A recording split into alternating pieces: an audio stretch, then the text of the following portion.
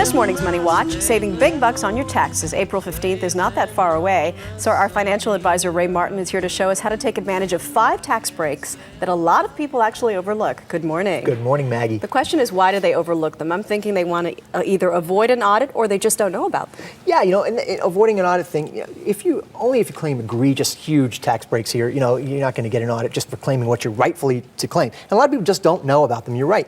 Folks who itemize deductions get 4 times more tax deductions than folks who don't. So listen up. We got 5 great tax tips. This is worth knowing. Okay, the first one, I bet a lot of people don't know about it because it's brand new. Vehicle sales tax deduction. Cash for clunkers was popular last year. A lot of people bought a new vehicle. You can deduct the sales and excise taxes you paid in respect to a vehicle that you bought between mid-February and end of the year last year. And even if you don't itemize deductions, you can still claim this deduction on Schedule L of your tax return to boost up your tax write-offs there. The next one isn't new, but it might be especially pertinent this year because a lot of people lost their jobs. That's right. And there are deductions that you can write in association with that. Right, job search expenses. If you were out of work and you searched for a new job in your same line of work, you can deduct the cost of preparing a resume, employment agency fees, long distance phone calls, and even travel. And the first $2,400 of unemployment benefits is tax-free. Used to be all of it was taxable, so those are a couple of good write-offs there. Okay, the next one, mileage deductions. A lot of people assume that you can only write off the mileage if you use your personal car for work, but there are other reasons too, right? 2 great tax deductions here. 24 cents per mile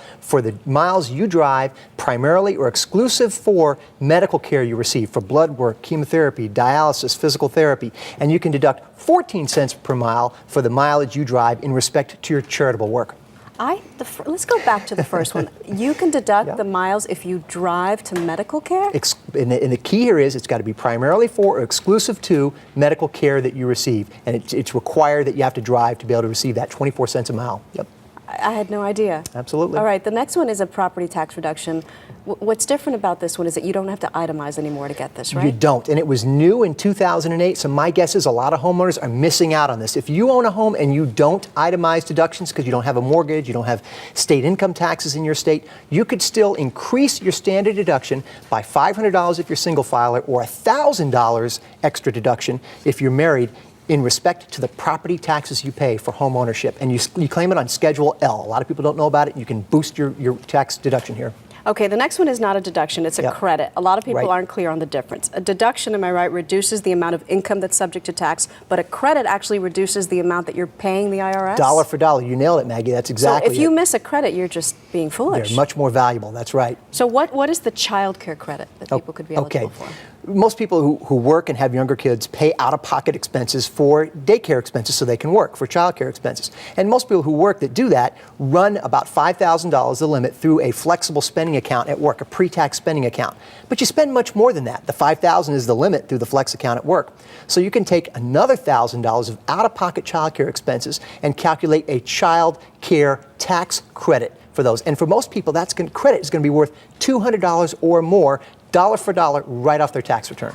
I didn't know about any of that. First of all, if you pay your child care from this flexible spending account, you can write off as much as $5,000. $5,000 goes through the flexible spending account tax-free. You don't even pay tax, and you reimburse yourself with, and you don't even pay tax on that money. So if you are not signed up for that at work, you need sign up. to And if you're going to have a change in family status, have a baby this year, you can make a new election for that. Oh, okay. And lastly, the last one, a lot of people don't realize you can write off the cost of someone preparing your taxes for you. The advice that you get for tax planning or preparing your taxes, you can write off as a miscellaneous itemized deduction. You just can't write off the cost of watching this segment, but your tax preparer, your tax attorney's cost you can write off. Not if your mom gives you advice or something. It has to be a professional, That's right? Yes, it does. All right. Thank you so much, You're Ray. welcome. And you can get more information about all these great deductions on CBSMoneyWatch.com. We'll be right back. You're watching The Early Show on CBS.